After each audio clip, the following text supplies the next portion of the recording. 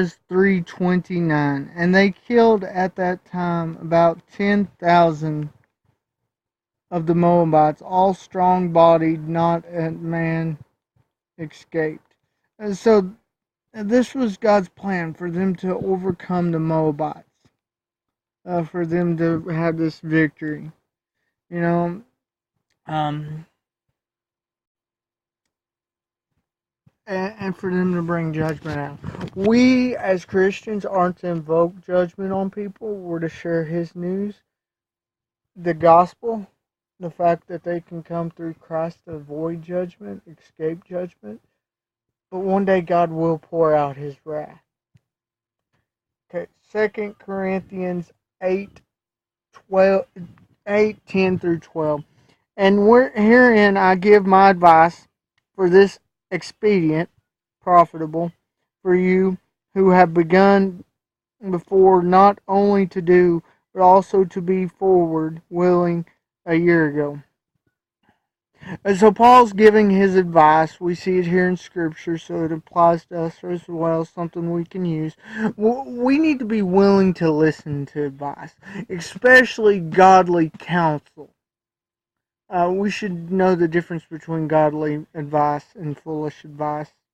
Foolish advice we shouldn't take ear to, shouldn't listen to, shouldn't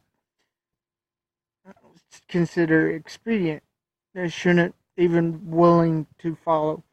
But sometimes godly advice can change how we do things in a way that profits us like nothing else. Um,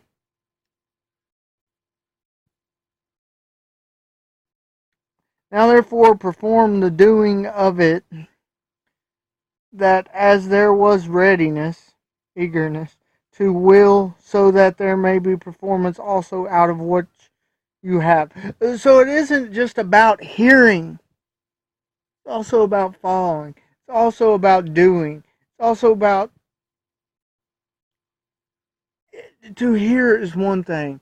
If we hear and reject, then hearing doesn't profit us.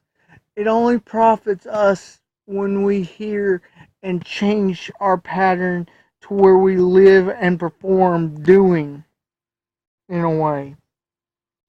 And we need to take godly counsel. We need to take godly advice and apply it to our life.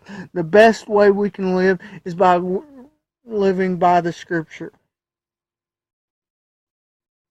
For if there be a willing mind, it is accepted according to that man has, not according that he has not. I think this is talking about we live for performance to the Lord based off what we choose to do oftentimes, not what we don't choose to do. Think about that.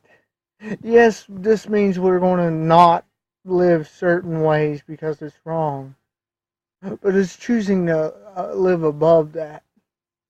Choosing to say no, that profits us.